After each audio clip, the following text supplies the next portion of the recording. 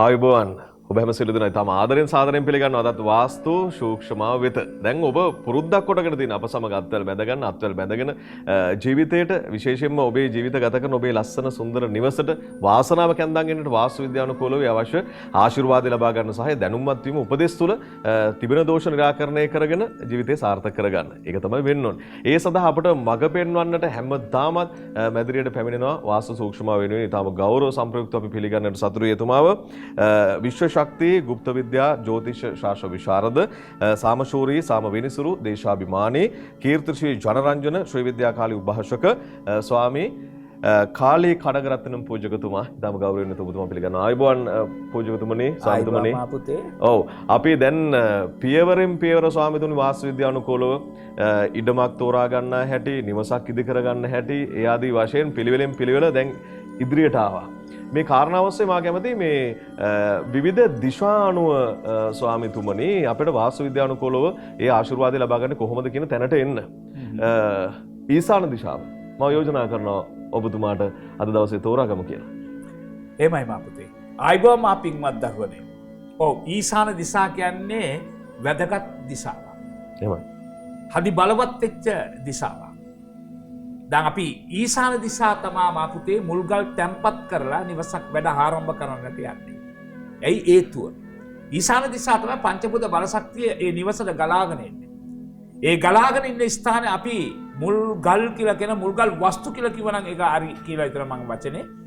ඒ මුල්ගල් වස්තු වල අපි තියෙන දේවල් ගොඩාක් දේවල් තියෙනවා. ඒක තිබ්බනම් එම ස්ථානට ඒ මුල්ගල් වස්තු ටික ඒ වස්තු සමග අර පංචභූත බලශක්තිය ගලාගෙන අර නිවසට බලවත් වෙනවා. දෙවනුව ඊසාන කියන දිශා කියලා හඳුනා ගන්නකොට ඒ ඉන්න දෙවිතුමා ඊශ්වර දෙවිතුමා කියලා අපි හඳුනා දෙනවා. දෙවියන්ගම පළවෙනි දෙවිතුමා. හින්දු ධර්මයෙන් කියවෙනවා. ඊශ්වර දෙවිතුමා කියලා. ඒ ඊළඟ උතුර නැගෙනහිර. ඒ කියන්නේ සුබ දිශා දෙකක් එකතු වෙන ස්ථාන. මම දන්න සිංහල කියනවා නම් එකතු වෙන ස්ථාන ඒ ඊශාන දිශා කියලා හඳුනා ගන්නවා. එහෙමයි. ඒ කියන්නේ සුබ දිශා දෙකක්. උතුර සහ නැගෙනහිර දිශා සුබ දිශා කියලා අපි හඳුනා ගන්නවා. එතනින් එහා මේක තවත් කියනවා නම් ඊශාන දිශා තමයි අපට සීලම ශක්තිය බලය ක්‍රියාත්මක කරගන්නට අපි සතුටින් ජීවත් වෙන්නට ඒ නිවසේ සතුටින් ජීවත් වෙන්නට උරිම ලබා ගන්න පුළුවන් වෙන්නේ. උදාහරණයක් කියනවා නම් ඊශාන දිශාව කියන්නේ උතුර හෝ නැගෙනහිර දිශාවක අපි නිවසක් බ්ලයින්ඩ් කරලා තිබෙනවා. ඒ කියන්නේ අල්ලපිඩම අල්ලලා අපි නිවසක් හදලා තියෙනවා නම් මේක හරි වැරදිද කියලා අපි පින්වතෙන් හොයාගන්න පුළුවන්. හදලා තියෙනවා නම් ඒ කියන්නේ ඊශාන දිශා කියන උත්තර පැත්තට ඊශාන දිශා නැගෙනහිර පැත්ත උළුවස්සක් ජනේලයක් තියන්න බැරි අවාසනාවක් ඒ ගෙදර තිබෙනවා නම් ඒ ගෙදර නෝදවිය කවුරු සතුටින් ජීවත් වෙන්න බෑ. දියුණු වෙන්නත් බෑ. මොකද පංචභූත බලශක්තිය ඒ ඉඩමට එන්නේ නැහැ. ඒ නිවසට එන්නේ නැහැ කියන එක තේරුම තමයි. ඒ නිසා ඊශාන දිශා කියන මා පුතේ ගොඩක් වටිනා ස්ථානයක්. එහෙනම් ඒ නිසා තමයි ඊශාන දිශා ශාලයක් ක්‍රියාත්මක කරගන්න කියන්නේ. ඒ ශාලයක් එහෙම නැත්නම් ලිවින් එක ඇයි ක්‍රියාත්මක කරගන්න කියන්නේ? ශාලය ලිවින් එකක් කියන්නේ පොඩි කාමරයක් නෙමෙයිනේ. ඒ නිවසම විශාල කොටසක්. ඒ නිවසක් ගන්නවා නම් බෙඩ්රූම්ස් එක, ටොයිලට් එක, තව කුස්සිය මේ හදි බලනකොට විශාලට ලොකු ප්‍රමාණයක් ඉඩගන්නේ ඊශානටනේ. එහෙනම් වැඩිපුර ඉඩ ප්‍රමාණය තිබෙන්න ඕනේ ඊශාන දිශා කියන මතයේ තමයි ලිවින් එක ගිල හේ තියන්නේ. මොකද එතනින් තමයි සීල ශක්තිය අපිට ගලාගෙන ඉන්න පුළුවන් විදියට. ස්වාමීතුමනි දැන් එහෙම අපි ලිවින් රූම් එකම ගමු නැත්නම් ගෙයි සාලයම ගමු. ගෙයි සාලයේ ඊශාන දිශාවට ඒ සම්මුඛව නැත්නම් අභිමුඛව ඉදිකලේ නැත්නම් සිද්ධ වෙන සුභ අසුභ ඵල මොනවාද? ඔව් පුතේ ඊශාන දිශාවේ දැන් අපි කියනවා ඊශාන දිශා බ්ලයින්ඩ් වෙලා තිබෙන කොහොමද නැහැ කියලා කියනවා. ඒ කියන්නේ ඊශාන දිශා එන්න ඕනේ යෝගේ ආවේ නැත්නම් ඒ ගෙදර ඉන්න උදේට සතුටින් ජීවත් වෙන්න බැහැ කියන අර්ථනේ. ඔව්. එහෙනම් ඊශාන දිශා පරිපලක් එනක සුබ නැහැ කියලා කියනවා. ඇයි ඊශාන දිශා ඉස්සලා තිබෙන එක සුබ නැහැ? ඒ පරිපලක් තිබුණා පපුව සම්බන්ධ ලෙඩ දුක් කරද ප්‍රශ්න වලට අපි පිටමොත් වෙන මොන දෙයක් සිදු වෙනවා. ඊශාන දිශා කුස්සියක් තිබුණා මොනවාද සිදු වෙන්නේ කියලා අහනවා. ඒ කුස්සිය කියන්නේ අපිරිසිදු වෙන ස්ථානයක්. අපි කියනවා මොකද කිලි පිලි සම්බන්ධ ඉඳුල් සම්බන්ධ ක්‍රියාත්මක ස්ථානයක්. ඒකෙන් අපිට ඒ ස්ථාන පිරිසිදු වෙන්නේ නැහැ. එතන එක ටොයිලට් එකක් තියෙනවා නම් ඒ ටොයිලට් එක අපිරිසිදුයි. විෂ බීජ සම්බන්ධ ලෙඩ දුක් කරද ඉතා ඉක්මන ඒ නිවස ඇතුළට එන්න පුළුවන් බල ශක්තියක් ක්‍රියාත්මක වෙනවා. ඒ වගේම ඊශාන දිශාවේ කුස්සිය වගේම විදුලි මීටරයක් තිබෙන එක ටිප් ස්විච් එකක් හෝ නැත්නම් අපේ රීඩින් කරන මීටරයක් හෝ තිබෙන එක සෝබයි. ඇයි ඒ වගේ ස්ථානයක තිබුණා නම් එතන අධි භයානක ලෙඩ දුක් කරද ප්‍රශ්න වලට මුහුණ දෙන්න සමහර ජීවිත පූජා කරන සිදු වෙන්නට ඉඩ තියෙනවා. මෙන්න මේ වගේ දේවල් ඊශාන දිශාවේ. තවත් ඊශාන දිශාවේ টয়ලට් වලක් තිබෙන එක සුබ නැහැ. টয়ලට් වලක් තුන මොනවද වෙන්නේ? ඊශාන දිශා ඉඩම අපරිශුද්ධ වෙනවා. ඒ නිසා ඒ ගෙදෙන්න උදවියගේ අධ්‍යාපන අසාර්ථක වෙනවා. টয়ලට් එකක් තුන මොනවද වෙන්නේ? සූසයිඩ් කරගන්න තරමට ඥාන අවුල් කරලා දමනවා. මේ කියන්නේ ඊශාන දිශාවේ දෝෂ තිබෙන තරමට මනස සහ ඥානය අපට අවුල් කරලා දානවා. දියුණුවට වර ප්‍රසාද නැති වෙනවා. ඒ විතරක් මේ ඊශාන දිශා දෝෂ තිබෙන නිවස් වල තමයි අපි පින්වත් දරුවෝ මත්පැන් වලට හැබ්බැහි වෙන්නේ කියලා එකක් කියන්නේ. සමහර ගෙවල මම දැකලා ස්ත්‍රීත් මත්පැන් බොන එක දැකලා තියෙනවා. ඒ වගේම ඊශාන දිශා මේ ආදී දෝෂවල සිදු වෙනකොට සතුට සෞභාග්‍ය නැති වෙලා යනවා. ඊශාන දිශා පොළොව ඉස්සිලා නිර්ත දිශා පොළොව පාත් වෙනවා නම් ඒ ගෙදරින උදවියට දියුණුවට උස්ම ගන්නවත් බැරි යාමට ඉඩ තිබෙනවා. ඒ නිසානේ ඊශාන දිශා මේ ආදී දෝෂ තිබෙච්ච නිවසවල සතුටෙන් ජීවත් වුණා කියලා නැහැ. ඕනතරම් වීඩියෝ පැටි මං අරන් තියාගෙන ඉන්නවා. අපේ ජනතාවට මේක ඉදිරිපත් කරලා මේකෙන් මිදලා ජීවත් වෙන්න උත්සාහ කරන්න. ඊශාන දිශා පුළුවන් තරම් පිරිසුදුින් ක්‍රියාත්මක කරන්නට කියලා. ඊට වඩා ආයි භයානක දෝෂයක් තමයි පිට අල්ලපිටම තියෙන දෝෂ අපි ඊඩමට ගලාගෙන ඉන එක. ඒ කියන්නේ උදාහරණයක් කියමුකෝ. අපි ඊශාන දිශා අපි ඔන්නට පිරිසුදු කරගෙන තියෙනවා. නමුත් අල්ලපු ගෙදර තියෙන ඉඩමක අපි ඊඩමට ඊශාන දිශා টয়ලට් වලක් හෝ තිබෙනවා නම් නැත්නම් වෙනත් දෝෂයක් මං කියපු ආකාරයට තිබෙනවා නම් විදුලි මීටරයක් එගලන් ඒ පිටිපස්සෙ අපි ඊඩමට ඊශාන තිබෙනවා නම් ඒවා අපට බලපානවා. ඒ නිසා අපිට මේ උදවියත් එක්ක රණ්ඩු සච්චාවලට යන්න බෑ. ඒ නිසා අපි කරන්න ඕන අපි සීමාව ඊශාන සීමාව තාපයන් ගසා ඒ තියෙන දෝෂ අපේ නිවසට නැත්නම් අපි ඊඩමට ගලාගෙන ඉන්න නැති විදිහට අපි වග බලා ගන්න එක තමයි වාස්තු බැම්ම කියලා අපි හඳුනා දීලා තියෙන්නේ. මෙන්න මේ ආදී ඊශාන දිශාවේ වාස්තු දෝෂ නැති නිවසක ඔබ ඉන්නවා නම් සතුටින් කාලය ගත කරා. එන ඊශාන දිශාව මොනවද වෙන්න ඕනේ? මේක තමයි වැදගත්. ඔව්. අර පෙර කියපු වගේ සාලයක් නැත්නම් බුදුන්ගේ කාමරය, බුදුන් වඳින දෙයියෝ වඳින කාමරය, දරුවන්ගේ අධ්‍යාපන ක්‍රියාත්මක කරන කාමරය, අපේ ඔෆිස් එක කාර්යාලයක් අපේ ක්‍රියාත්මක කරන මේ ආදී පිරිසුදු ක්‍රියාශක්තිය තිබෙන විදියට ක්‍රියාත්මක කරන බෙඩ්රූම්ස් එකක්වත් ඊශාන දිශා තිබෙන එක සුබ නැහැ. මොකද නිදාගත්ත කියන එක කිල්ලක් කියන එක එයින් අපට සඳහන් වෙනවා. ඒ නිසා ඊශාන දිශා අධි පිරිසුදු කරගත්තොත් අපි සියලුම දෙනාගේ ජීවිත සුන්දර විදියට කාලය ගත කරන්න පුළුවන් වෙනවා. දරුවන්ගේ අධ්‍යාපන ඉතා ඉහළටම ක්‍රියාත්මක වෙන්න පුළුවන්. විශ්වවිද්‍යාලයට ගිහලා තමයි ආයි පිටිපස්ස හැරලා බලන්න වෙන්නේ. ඒ තරමට අධ්‍යාපන සාර්ථක කරන්න පුළුවන් වෙනවා. ඒ වගේ ඊශාන දිශා අඳුනන්නේ පුරුෂයන්ව. එනම් පුරුෂ පරම්පරාව සතුටෙන් සෞභාගයෙන් කාලය ගත කරන්න පුළුවන් වෙනවා. ඊශාන දිශා පිරිසුදු වෙලා තිබුණා නම් අඩුපාඩු දරු පැටව අපිට ඉගෙන ඉපදින්නේ නැහැ. හොඳ බුද්ධිමත් දරු සම්පත් අපිට බලාපොරොත්තු වෙන්න පුළුවන්. මේක සත්‍යයි මා පින්වත් දරුවනේ. කරලා බලන්න, හොයලා බලන්න ඇත්තක් තිබෙනවා. හොඳයි මම හිතන්නේ අපි හිතුවට වැඩිය දේවල් පිළිබඳව අපට අවධානය යොමු කරන්න අවශ්‍යයි කියලා දැන් ඔබට මට අපි හැමෝටම දැනෙනවා මේ වාස්තු විද්‍යානුකූලව නිවැරදිව මේ කරුණු කාරණා විග්‍රහ කරනකොට ස්වාමිතුමා දැන් සමහර විට ඔබේ ජීවිතයේ ඔබේ නිවස තුල ඔබේ නිවසයන් අතර පවුලේ සමාජිකයන් අතර මේ කියන සුබ අසුබ ඵල අතර යම් යම් අත්දැකීම් ඔබේ ජීවිතයට ඇති. ඒ තුල ඔබට අනවශ්‍ය කරදර වලට දුක් ගැහැට වලට ඔබට මුහුණ දෙන්න සිද්ධ වෙලා ඇති. ඒවා තවදුරටත් දරා ගන්න බැරි කොට සමහර විට ජීවිතේ එපා වෙන තරමටම නිවස එපා වෙන තරමටම ඔබ කලකිරීමට පත් වෙලා ඇති. ඉතින් අපි කියන්නේ එහෙම එපා වෙලා කලකිරලා ජීවිතයේ සාර්ථකත්වය පිළිබඳව සිහින බොද කරගන්න ඔබට අවශ්‍යතාවයක් නැහැ. ඔබට හැකියාව තිබෙනවා ස්වාමී කාලී කනගරතරුන් පූජකතුමා මුණ ගැසිලා ඔබේ ප්‍රශ්න එතුමාට ඉදිරිපත් කරලා ඔබේ නිවාසය පරීක්ෂා කරගෙන ජීවිතයේ යලි නැගී සිටින්නේ අවශ්‍ය ඉඩකඩ වෙන් කරගන්න. ඒක තමයි ඔබ කරන්න ඕනේ. ඉතින් තිරේ දිස්සනවා එතුමා මුණ ගැසිය හැකි ලිපිනයන් සහ එතුමා සම්බන්ධ කරගත හැකි කාර්යාලීය දුරකථන අංකයන් කතා කරන්න එතුමා මුණ ගැසෙන්න ඔබේ ජීවිතයට සාර්ථකත්වය උදා කරගන්න. දැන් අපි හිතමු ඊශාන දිශාවේ යම්කිසි ආකාරයක අසුබ පිහිටීමක් තියෙනවා. ඔව්. ඒ අසුබ පිහිටීම අපි निराකරණය කරගන්නේ කොහොමද? උදාහරණයක් කියමු දැන්. තවත් තියෙනවා. දැන් ඊශාන තමයි පොඩ්ඩයි කිව්වේ. ඔව්. තව තියෙනවා කියන්න. උදාහරණයක් කියමු. ඊශාන දිශාවේ LED-ට කට් වුණොත්. පොරව හැඩක් ආවොත්. අපි කියන පොරව හැඩ කියලා අපි සිංහල පින්වතුන් කියන්නේ එහෙමයි. LED. අපි කියන්නේ L shape නැත්නම් LED. ඒ කියන්නේ උතුරයි නැගෙනහිරයි එකතු වෙන්න සංකල්ප වෙන ස්ථාන. එකතු වෙන ස්ථාන කැපිච්ච එක තමයි හැල්ලෙලි කියලා කියන්නේ. එහෙනම් ඒ වගේ කැපිච්ච ස්ථාන මුල්ගල් තියන්න බෑනේ. එහෙනම් ඒ වගේ කැපිච්ච ස්ථාන එල්ලෙලිය කාපි ස්ථාන අර පංචභූත බලශක්තිය නිවස ඇතුළේ ගලාගෙන ඉන්නේ නැහැ නේ ඇල්ලෙලි කට් වෙලානේ. එහෙනම් ඒක නිවස පිටින් තමයි යන්නේ. නිවස ඇතුළට එන්නේ නැහැ. අර සරලයි මේක හිතන්නට. අර සරලම අපින්වත් දරුවෝ මේක හිතලා බලන්නකෝ. එහෙනම් ඒ වගේ ස්ථාන තුනන අපි ඒ ඇල්ලෙලි නැති කරගන්නට ඕනේ. එහෙනම් අපේ උදවිය මොනවද කරන්නේ? සමහරු මිත්‍යා ක්‍රියාවට යොමු කරන අපේ පින්වතුන්වා. ඔතනට අත්තිවාරමක් දහන්න. ඇල්ලෙලි නැති කරන්න කියන මතය. ඒ සම්පූර්ණ වැරදි. ඇල්ලෙලි කියන්නේ බිත්ති දෙක ගිල එකතු වෙන්න ඕනේ. එතකොට තමයි නිවස ඇතුලේ ඊසානේ ප්‍රොඩක්ෂන් එක බලවත් වෙන්නේ. දැන් ඇල්ලෙලි කියන්නේ අත්තිවාරමක් කියන්නේ නිවසක් බිත්තියක් ශක්තිමත් කරගන්න හැර වාසු දෝෂයක් එක නැති කරන්න බෑ. එකම හේතු කාරණාව අර අත්තිවාරම් දැම්ම පිට තමයි. මං කියන පිට හැතුල් කරගන්න ගේ හැතුල්ට ගේන්න.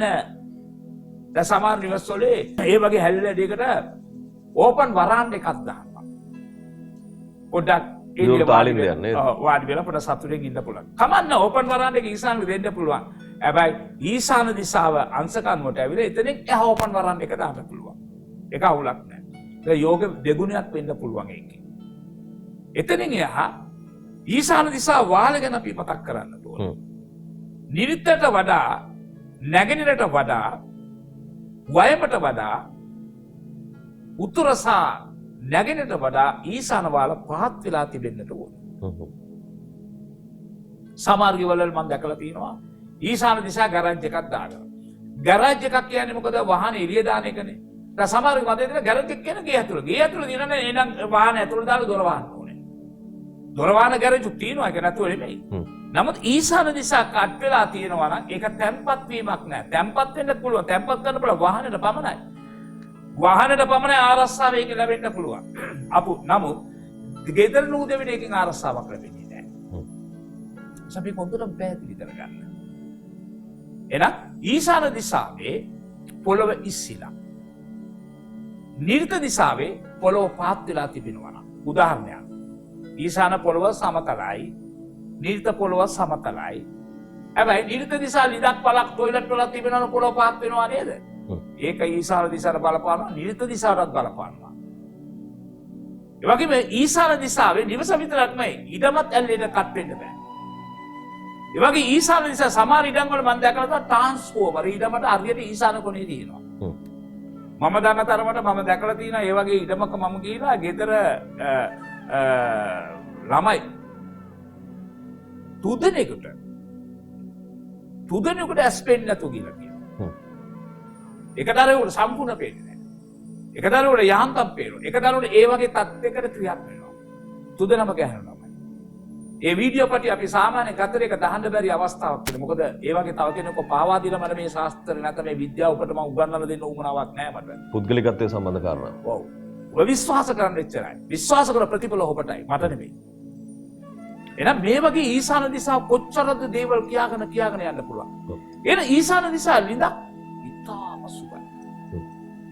එහෙනම් ඊසාන දිශාව ලිඳ කොතනද එන්න ඕනේ?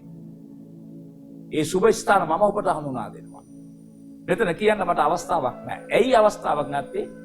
ඒ ඉඩම දිග පළල මැනලා තමයි ඒ ලිඳ කොතනද එන්න ඕනේ කියන අවස්ථාව මම ලබා දෙනවා. ඒ සඳහා ඔබතුමා නිවාස පරීක්ෂාවක් සිදු කළ යුතුම වෙනවා. අනිවාර්යයෙන්. දැන් මම පුතේ ඉඩමක් පරීක්ෂා කරන යනකොට ඒ නිවසක් අදාළ තමයි පරීක්ෂා කරන්නට යන්න ඕනේ. නිවසක් පරීක්ෂා කරන යන ඒ නිවස නිවර්දි කරන්න තමයි පරීක්ෂා කරන්න යන්නේ. හැබැයි මම කියන්නේ නිකන් කට වචනෙන් කියලා හොයන්නේ නෑ මම පුතේ. දැන් නිවසක් අදපු නිවසක් පරීක්ෂා කරන්න ගියා නම් ගිහලා බලලා එක මැනගෙන ඇවිල්ලා ආයිත් ඒගලම මම මෙතනට කතා කරලා මගේ කාර්යයට ඒක ළඟ තියලා ඒගලන්ට එක සරල විදියට ඒ ප්‍රශ්න විසඳලා දෙනවා. හොඳයි ස්වාමිතුමා කී පරිද්දෙන්ම ඔබත් මොහොතක් සිතා බලන්න. ඔබේ නිවස පිළිබඳව ඔබ විසින් යම්කිසි ආකාරයක නිරීක්ෂණයක් සිදු කරන්න. ඒ දිශාවන් අනුව ඔබේ නිවසේ විවිධ සාන පිහිටලා තිබෙන ආකාරය මේ ස්වාමිතුමා සඳහන් කරන දේවල් එක්ක ගැලපෙනවද නොගැලපෙනවද කියන කාරණාව පිළිබඳව ඔබම අවසාන නිගමනයකට එන්න. ඒ ඔස්සේ ස්වාමිතුමා මුණ ගැහිලා ස්වාමී කාලී කණිකරත්න පූජකතුමා මුණ ගැසිලා මේ සාකච්ඡාවෙන් ඔබට ඔබේ ජීවිතේ වඩා වැදගත් දේවල් එතුමාගෙන් දැන කියාගෙන ඔබේ ජීවිතය සහ ඔබේ පවුලේ නිවසයන්ගේ ආරක්ෂාව සාර්ථකත්වය පිළිබඳව ඒ වගකීම උසුලන්න කියලා අපි ඔබට සිහිපත් කරනවා. ඒ වෙනුවෙන් එතුමාව මුණ ගැසෙන්න අවශ්‍ය කාර්යාලීය සාන ලිපිනයන් සහ දුරකථනාංක තිරය දිස්සන ඔබට ඒවා සටහන් කරගෙන නොපමාව යම්කිසි දෝෂයක් තිබේ නම් ඔබ වාස්තු විද්‍යාව විශ්වාස කළත් නොකළත් ඔබේ නිවසයන්ට තිබෙන ආදරය ඔවුන්ගේ අනාගතය පිළිබඳව ඔබට තිබෙන සිතුවිල්ල නිසාවෙන් යම්කිසි ආකාරයක කැපවීමක් කරන්න ඔබ අධිෂ්ඨාන කරගනිමි කියලා විශ්වාසය යුතුව අපි විරාමයක් ලබා ගන්නවා දැන්.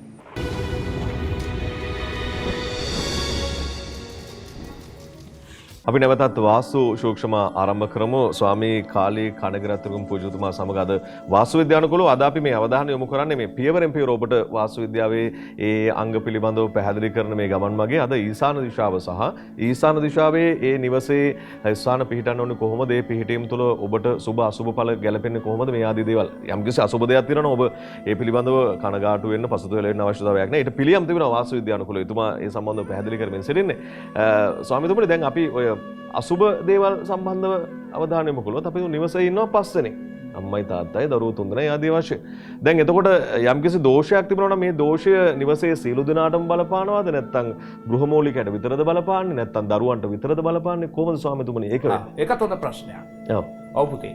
කවදාවත් ගෙදර ඉන්න 5 දෙනෙක් ඉන්නවා ඔය දරුවා කියන වගේ 5 දෙනාට මේක බලපාන්නේ නැහැ. අපි කරපු වැරදි සහ නිවැරදි තිබ අපි කර පව් පින් තිබීම අපතේ. ඉහනුවෙන් තමයි මේ දේවල් සිදු වෙන්නේ. එහෙනම් ඊසාන දිසා මං කියන තියෙන වැරදි තියනවා නම් ඒ වැරද්ද ඒ පවුලේ 5 දෙනෙක් කරන 5 දෙනාට බලපාන්නේ නැහැ. එයාලගේ කාල චක්‍රය කියන්නේ චක්‍රයක් තියෙනවා අපි ඔක්කොටම. කරපු හොඳ දේවල් නරක දේවල් කියලා එක කැරකෙනවා නිතරම. ධර්ම චක්‍රය කියලා අපි බෞද්ධ පින්වතුන්ෝ කියනවානේ. ඒ ධර්ම චක්‍රය කැරකෙන වගේම මේ කාල චක්‍රය කියලා අපි කාටවත් තියෙනවා. ඒ කාල චක්‍රය කැරකෙනවා. ඒ කැරකෙන කාලෙදී හොඳ නැති කාලේ එනකොට තමයි ගිරේට අවුච්ච පොක් ගෙඩිය ඩාං ගාලා අපි එතනට આવුනේ. ඒ නිසා ඊසාන දිසා කියනකොට පොදුවෙන් අපිට හඳුනා ගන්න පුළුවන් මේක පුරුෂයෙකුගේ ස්ථානයක් කියලා. ඒකත් මෙන්න මේ විදිහට හඳුනා ගන්නට ඕනේ. නැගෙනහිර පැත්ත පුරුෂයාටත් උතුර පැත්ත ස්ත්‍රීට. මේ දෙකම එකතු වුණත් ඊසාන. එහෙනම් ඊසාන දිසාවේ නැගෙනහිර පැත්ත දෝෂයක් තියෙනවා. අපි කියන උදාහරණ නැගෙනහිර පැත්තේ කුස්සියක් තියෙනවා නම් ඒක වැඩිපුර බලපාන්නේ පුරුෂ පක්ෂයට. ඒකම ඒ කුස්සිය උත්තර පැත්ත පිටියට බලවත් වෙලා තියෙනවා නම් ඒක වැඩිපුර බලපාන්නේ ස්ත්‍රීට. හැබැයි පොදුවෙන් පුරුෂ පක්ෂයට. එතනින් එහා පොදුවේ වැඩි වියදම්. දැන් ලෙඩ දුක් කරදර වලට මුහුණ දෙන වියදම්නේ පුතේ. කාලේ විනාශ වෙනවානේ පුතේ. එහෙමයි. දැන් මම ඊසාන දිසා මේ වගේ දෙයක් කියන මම ලෙඩ වුණා නම් මගේ එදා ජීවිත කාලේ විනාශයි. කොච්චර මාසයක් යයිද මං ආයි නැගිටලා මම නැවත පරණ තත්ත්වෙට එන්න. එතකොට මගේ තිබිච්ච එකක් නැති වෙනවා. එන්න ඕන තියෙන එකක් අඩාල වෙනවා. මේ වගේ ගොඩක් රාස්වල මේක ඇතුලේ හැංගිලා තියෙන නිසා මේ කාල චක්‍රයන් කවුරු කවුද පව් පින් කර තිබෙනවද ඒ අනුවෙන් තමයි ඒ ක්‍රියාශක්තිය ක්‍රියාත්මක වෙන්නේ. ඒ නිසා ඔක්කොටම ලැබෙන්නේ නැහැ. මම කියන්නේ පොදුවෙන් ඊසාන දිසා මේ වගේ වාස්තුසෙ නැතිනම් අපිට අර 5 දෙනාම සතුටින් ඉන්නවා. මෙයාට මේක වෙන්න ඕනේ, මෙයාට මේක වෙන්න එපා කියනකෝ හොය ඉන්නවට වඩා හොඳ නැද්ද? 5 දෙනා මුළු පවුලම සතුටින් ඉන්නට ඒ ඊසාන දිසා පිරිසුදු කරගත්තොත්. ඒකනේ වටින්නේ. අපි කියනවා ඊසාන දිසාවේ টয়ලට් එකක් දුන්නා දරුවන්ගේ අධ්‍යාපන අසාර්ථක වෙයි කියලා මම කියනවා. ඒ නිසා අර පවුලේ 5 දෙනා හිටින 5 දෙනාට මේක අසාර්ථක වෙන්නේ නැහැ. හැබැයි ඒ 5 දෙනෙක් එක දරුවෙකුට අධ්‍යාපන අසාර්ථක වුණා ඒක ලොකු පවක් නේ. දැන් පවුලේ 5 දෙනා 4 දෙනෙක් හොඳට ඉගෙන ගත්තා. එක්කනේ ලෝයර්, එක්කනේ ડોක්ටර්, එක්කනේ ඉංජිනේරු, තව එකක් වෘත්තියේ ඉන්නවා. හැබැයි එක කොල්ලෙක් පමණ මත්පැන් බොනවා. එහෙනම් ඒ දරු 4 දෙනා හොඳ පැත්තට ක්‍රියාත්මක ඒගලන් කරපු පින නිසා මේ දරුවා පෙරහත්මක පව නිසා මේ හත්ම අර ගිරේට අවුච්ච පොක් ගෙඩි වගේ අවුණා. එහෙනම් ඒක අපි බලාගෙන ඉන්න එකද හරි? ඒව නෙවෙයිනේ. අපේ පවුලේ දරු 5 දෙනෙක් හිටියනම් 5 දෙනාම එක තැනකට එන්න ඕනේ කියලා මතේනේ අපි එන්න ඕනේ. එහෙනම් දෙමෝපිය වෙන අපි බුද්ධිමත් වෙන අපි ජීවත් වෙලා ඉවරයි. අපේ දූ දරුවන් හරි හොඳ මාර්ගයට ගේන්න ඕනේ කියලා ඔබ හිතනවා නම් මේක අරිවැද්ද කියලා ඔබ හඳුනාගෙන ඊසාන දිසා දෝෂ නැති කරගත්තොත් දරු 5 දෙනාම සතුටින් සෞභාග්‍ය කාලය ගත කරයි. ඔබ ඒක බලලා ඊට වඩා සතුටක් ඔබට නැහැ කියන තමයි මට කියන්න පුළුවන්. අනිවාර්යෙන් ඒ ඇත්තට පිටුපාන්නේ නැතුව ඔබ මේ කරුණු කාරණා හොඳින් හිතේ ධාරණය කොටගෙන යම්කිසි ප්‍රශ්නයක් තියෙනවා නම් ඒ ප්‍රශ්නෙට කලබල නොවි වාස්තු විද්‍යානුකූලව මේ වාස්තු දෝෂ නිරාකරණය කරගන්න ඔබට පුළුවන්. ඔබට ඒ සඳහා මේ අවශ්‍ය ප්‍රවේශ මාර්ගය තමයි අපි මේ පහදන්න උත්සාහ කරන්නේ. ඔබ විශේෂයෙන්ම ස්වාමී කාලී කනකරත්නම් පූජකතුමා හරහා මේ ප්‍රශ්නය විසඳ ගන්න දැඩි උනන්දුවක් දක්වන නිසාවෙන්ම අපි කැමති ඔබ එතුමා මුණ ගැසිය හැකි මාර්ග පිළිබඳව සඳහන් කරන්න. Sri Vidya Ganapati group of company private limited ආයතනයේ ප්‍රධාන කාර්යාලය නම්බර 115 ඒ වැලිකඩවත්ත පාර නාවල පාර රාජකිරිය දුරකථන අංක 30 ඔබට කතා කරන්න පුළුවනි. මාතර ශාඛාව නම්බර 98 ඇලවේල්ල පාර මාතර. ඒ වගේම කුරුණෑගල ශාඛාව නම්බර 19 සුමංගල මාවත රොචෝ වීරසිංහ මාවත පුත්තලම් පාර කුරුණෑගල කියන ලිපිණයට පැමිණියොත් ඔබට ඒ තොරතුරු දැනගන්න හැකියාව දෙනවා. ඒක දුරකථන අංක කතා කරලා ඔබට කාල වේලාව වෙන් කරගන්න හැකියාව තිබෙනවා. ස්වාමීතුමනි ඔබතුමාට සමුදෙන්නට මත්තෙන් ඊශාන දිසාවේ යම්කිසි ආකාරයක අසුබ දෙයක් තිබෙනවා නම් ඒ අසුබ తত্ত্বය ඒ දෝෂ නිරාකරණය කරගන්න ඔබතුමාගේ පිළිසරණ පිට ලබා දෙනවා කියන විශ්වාසය මේ වෙලාවේ තියෙනවා අපිට. එහෙමයි. ඒ නිසා අපි ඒ අනිවාර්යෙන් ඒක අපි ලබා දෙනවා. අපි ලබන සති මාපුතේ නිරිත දිසා ගැන අපි පින්වතුන්ට හඳුනා දෙනවා. ඒ බලාපොරොත්තු වෙන්න නිරිත දිසා මොන වගේ දෝෂ තිබුණත් මොන ප්‍රශ්න වලට අපිට මුහුණ දෙන්න සිද්ධ වෙනවා. එහෙමයි. අපි ඊටාම ගෞරව සම්ප්‍රයුක්තව අද වාස්තු සූක්ෂම සමග මේ කරුණු කාරණා පහදන්නට මැදිරියට ආරාධනා කළේ විශ්ව ශක්ති ගුප්ත විද්‍යා ජ්‍යොතිෂ ශාස්ත්‍ර විශාරද සාමශූරී සාමමිනිසුරු දේශාභිමානී කීර්තිශ්‍රී ජනරංජන ශ්‍රී විද්‍යා කාලී උභාෂක ස්වාමී කාලී කනගරත්නම් පූජකතුමාට ඔබතුමාට අපේ ගෞරවනීය ස්තුතිය සහ නමස්කාරය. ආයුබෝවන් පූජකතුමනි. ආයුබෝවන් මාපුතේ ආයුබෝවන්. එසේනම් අපි යලිත් ලබන සතියෙත් මුණ ගැසමු වාස්තු සූක්ෂම තුලින්. එතෙක් ඔබට සුබ සතියක් වේවා. ආයුබෝවන්.